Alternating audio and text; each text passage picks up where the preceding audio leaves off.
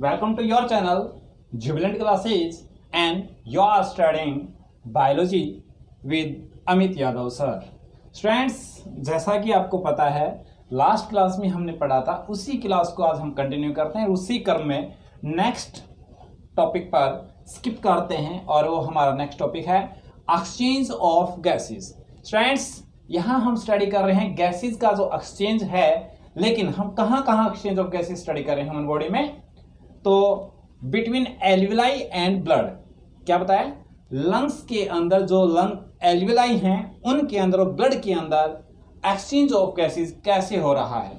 तो students, keep it in mind, consider here it is the lung alveoli, it is the alveoli and it is the blood vessel, it is blood vessel.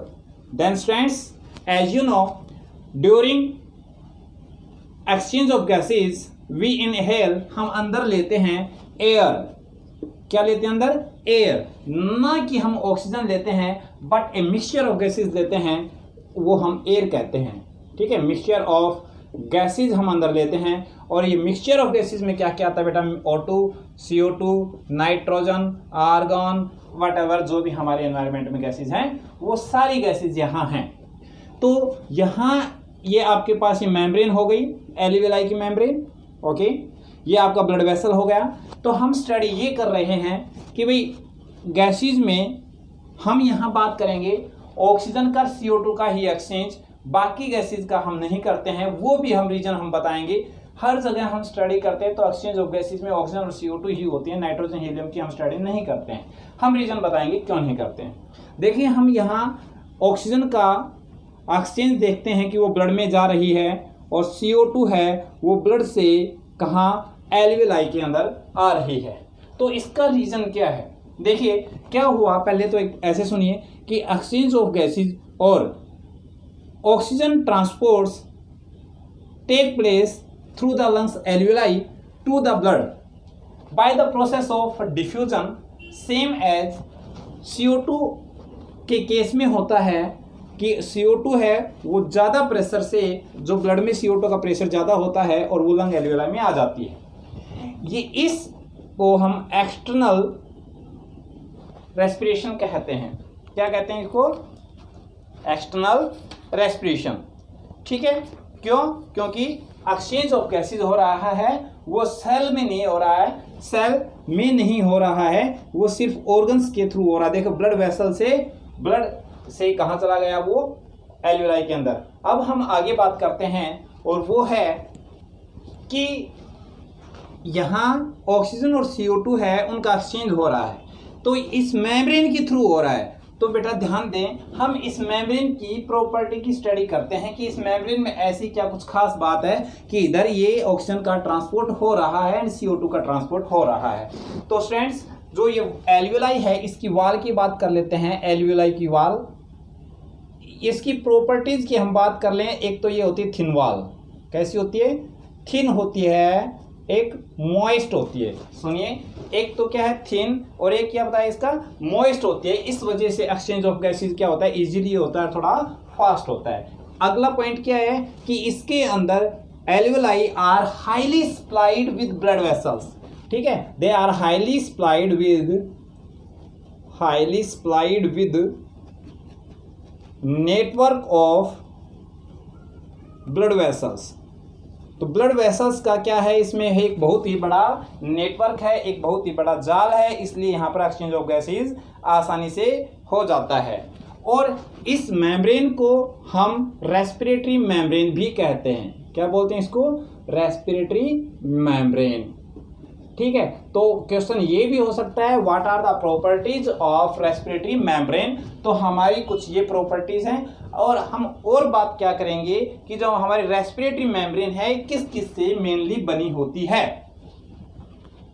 Respiratory membrane consist of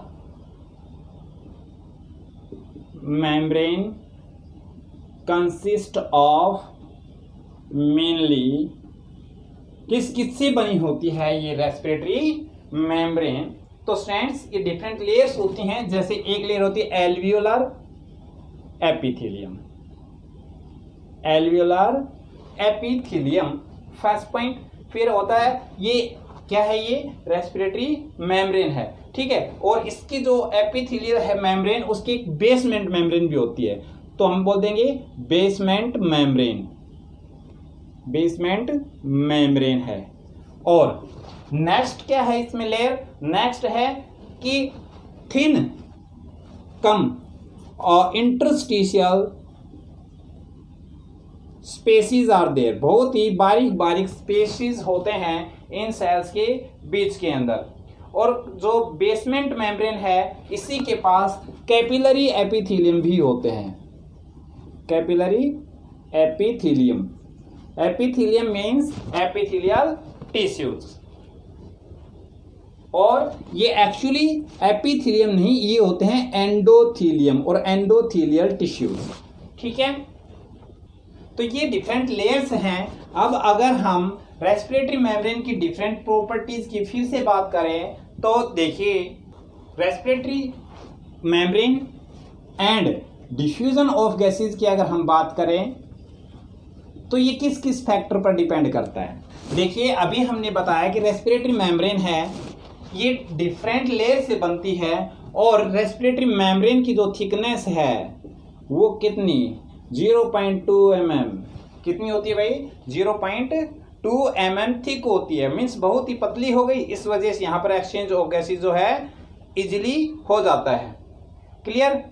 अब देखिए respiratory जो membrane है वहाँ gases exchange होता है, किस किस के बीच में गैसेस एक्सचेंज होता है, एल्वियोलाई एंड ब्लड वेसल्स के नेटवर्क के बीच में, यहां पर क्या होता है गैसियस एक्सचेंज।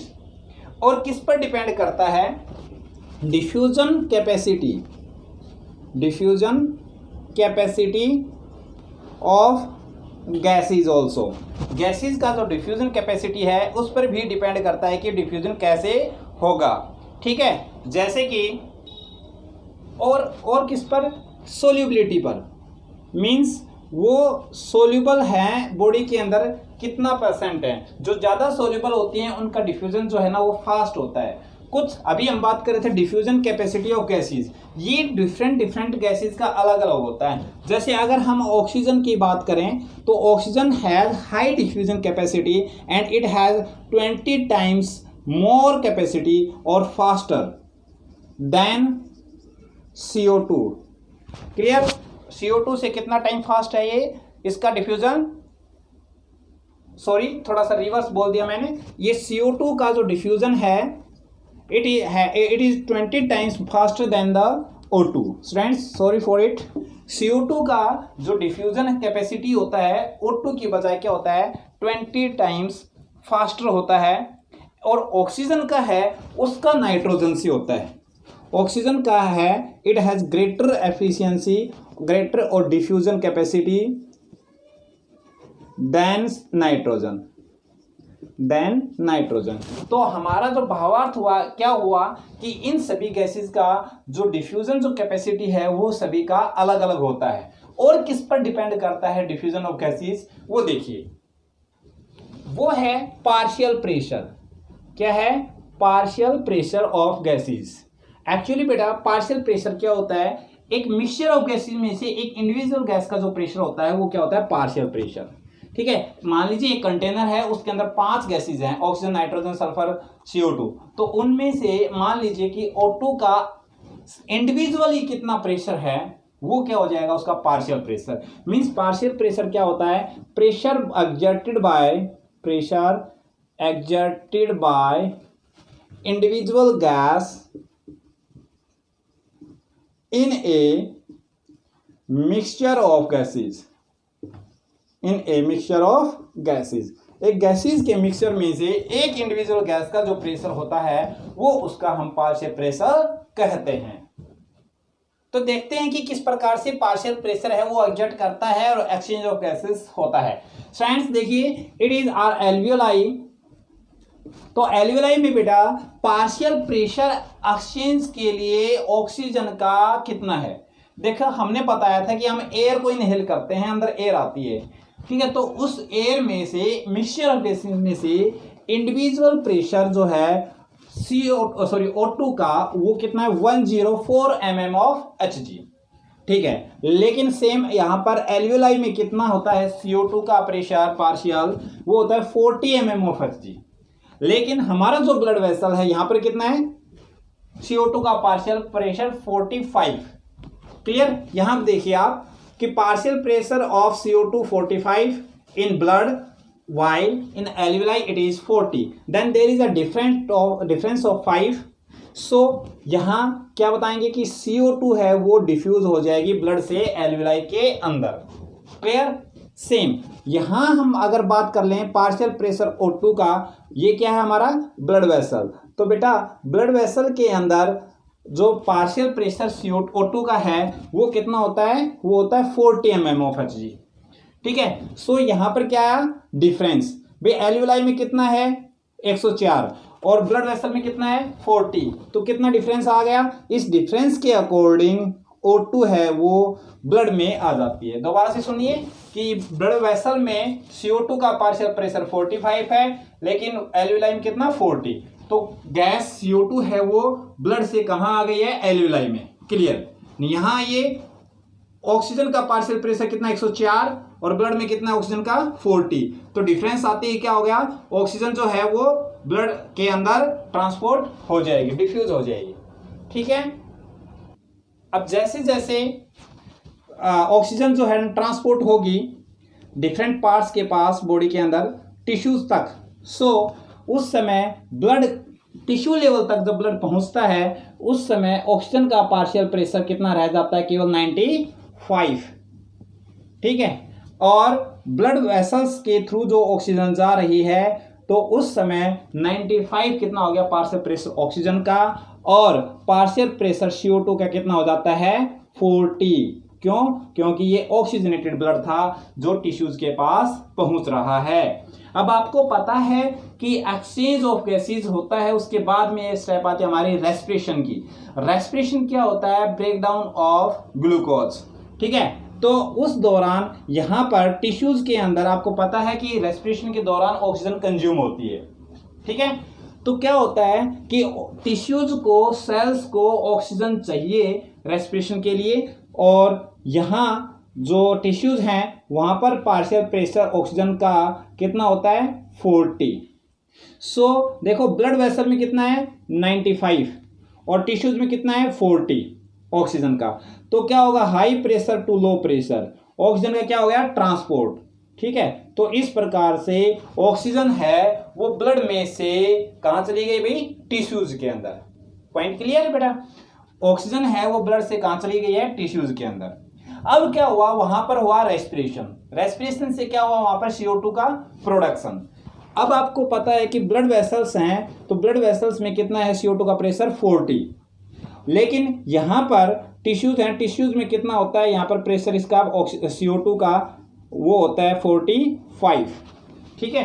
कितना होता है 45 mm ऑफ Hg। तो टिश्यूज के अंदर देखो ऑक्सीजन का तो कितना बताया था अभी अभी हमने 40, लेकिन टिश्यूज के अंदर CO2 का कितना होता है, ये होता है CO2 का पार्शियल प्रेशर 45। ठीक है। तो क्या हुआ, देखिए ऑक्सीजन का पार्शियल प्रेशर हमने देखा कि ब्लड में ज़्यादा है टिश्यूज में कम है, तो ऑक्सीजन कहाँ डिफ्यूज हो गए भी, टिश्यूज के अंदर। ठीक है। ऐसे ही CO2 की हम बात कर ले तो CO2 का प्रेशर टिश्यूज के अंदर क्या है, देखो 45, लेकिन CO2 का प्रेशर ब्लड में क्या है 40। तो इस प्रकार से CO2 है वो ब्लड में ट्रांसपोर्ट हो जाएगी और ये घूमती हुई फिर दोबारा से लंग्स के पास पहुंचेगी। स्टूडेंट्स, तो एक बार फिर से इसको रिवाइज करते हैं। कैसे, देखिए ये हमारी एल्वियोलाई है, लंग की एल्वियोलाई। ठीक है। एल्वियोलाई, तो एल्वियोलाई में पार्शियल प्रेशर O2 का कितना बताया था, ओके। लेकिन ब्लड वेसल्स में इसका पार्शियल प्रेशर कितना बताया था, ऑक्सीजन का ये बताया था 40 mm of Hg। Clear. Now there is a difference. So oxygen diffuses from its higher partial pressure to low partial pressure. तो इस प्रकार से जो ऑक्सीजन है अंदर आ गई है और क्या बन गई है, ऑक्सीजनेटेड ब्लड। क्लियर। अब जैसे जैसे चलते हुए ये टिश्यूज के पास ब्लड पहुंचता है तो टिश्यूज को ऑक्सीजन की ज़रूरत पड़ती है और क्या होता है कि जैसे ही ब्लड टिश्यूज के पास पहुंचता है तो उस समय इसका पार्शियल प्रेशर कितना 95 mm ऑफ Hg रह पाता है। अब आपको पता है कि टिश्यूज को ऑक्सीजन की ज़रूरत होती है, कंज्यूम करते हैं, तो टिश्यूज के पास पार्शियल प्रेशर ऑक्सीजन का कितना होता है 40 mm of Hg। As you know higher pressure to low pressure 95 से 40 की तरफ जो है ट्रांसपोर्ट हो जाएगा। क्लियर। तो ऑक्सीजन कहाँ से कहाँ चली गई है इस केस में, O2 है वो ब्लड से कहाँ चली गई है, टिश्यूज के अंदर अंडर पार्शियल प्रेशर और डिफ्यूजन प्रोसेस के थ्रू। अब आपको पता है कि टिश्यू जो है रेस्पिरेशन करते हैं, ऑक्सीजन कंज्यूम करते हैं, CO2 प्रोड्यूस करेंगे। तो क्या होगा कि जैसे ही यहाँ CO2 प्रोड्यूस होती है तो कितना होता है यहाँ 45 mm ऑफ Hg। लेकिन इस दौरान इस समय यहाँ पर ब्लड के अंदर पार्शियल प्रेशर होता है CO2 का, वो होता है 40 mm of Hg। Clear. This is the how कि यहाँ भी पार्शियल प्रेशर जनरेट हुआ है तो CO2 का जो डिफ्यूजन है वो यहाँ से यहाँ हो जाएगा, मीन्स टिश्यूज से और ब्लड के अंदर, टिश्यूज से ब्लड के अंदर ऑक्सीजन CO2 का ट्रांसपोर्ट हो जाएगा इस पार्शियल प्रेशर के द्वारा। 45 ब्लड वेसल में कितना है 40, तो 5 का डिफरेंस आया। तो इस प्रकार से जो ब्लड के अंदर CO2 आ गई है, ठीक है, इस प्रकार से क्या बन गया भाई, डीऑक्सीजनेटेड ब्लड। ठीक है। और जैसे ही CO2 आ गई है तो इस ब्लड के अंदर स्टूडेंट आपको पता है CO2 यहाँ क्या हुई है, लोड हुई है। ठीक है। तो लोड हुई है तो क्या हो गया यहाँ पर इसका प्रेशर जो है कितना हो गया 45 mm ऑफ Hg। और लंग्स के अंदर जो CO2 का पार्शियल प्रेशर है वो कितना होता है, ये होता है 40 mm ऑफ Hg। ठीक है। तो फिर क्या होगा, यहाँ फिर दोबारा से डिफरेंस बना और CO2 है वो यहाँ डिफ्यूज हो जाएगी। ठीक है, 45 से 40 की तरफ। तो इस प्रकार से ऑक्सीजन एंड CO2 का एक्सचेंज होता है अंडर प्रेशर डिफरेंस और अंडर पार्शियल प्रेशर। तो स्टूडेंट्स ये था हमारा कि टॉपिक कि किस किस के बीच में एक्सचेंज ऑफ गैसेज हुआ है। यहाँ जो एक्सचेंज ऑफ गैसेज हुआ है ये हुआ है एल्वियोलाई और ब्लड के बीच में। एग्री हैं। और हमने इसको क्या है कहा, एक्सटर्नल रेस्पिरेशन। क्या कहा बेटा, एक्सटर्नल रेस्पिरेशन। और यहाँ क्या हुआ है देखो नीचे, यहाँ ब्लड से टिश्यूज के बीच में, और यहां इसको हमने क्या बोल दिया भाई, इंटरनल और सेल्यूलर रेस्पिरेशन। Cellular respiration. ठीक है, क्लियर। तो स्टूडेंट्स ये थी हमारी class about the exchange of gases. किस प्रकार से गैसेज हैं वो एक्सचेंज होती हैं higher pressure to low pressure, और एक्चुअली वो पार्शियल प्रेशर के अंडर जो है ना गैसेज का ट्रांसपोर्ट होता है, डिफ्यूजन होता है पर्टिकुलर मेम्ब्रेन के थ्रू। होप आप लोगों को क्लास अच्छे से समझ में आई है। अगर आपको कोई पॉइंट वीक लगा हो तो आप कमेंट कर सकते हैं। ठीक है, आप व्हाट्सएप कॉल कर सकते हैं। ठीक है, और अगर आपको ये अच्छा लगा हो क्लास तो आप लोग लाइक कर सकते हैं, शेयर एंड सब्सक्राइब ऑल्सो। ठीक है, बेल आइकन जरूर दबाएं ताकि नेक्स्ट क्लास के लिए आपको नोटिफिकेशन पहुंच सके। Okay, thank you.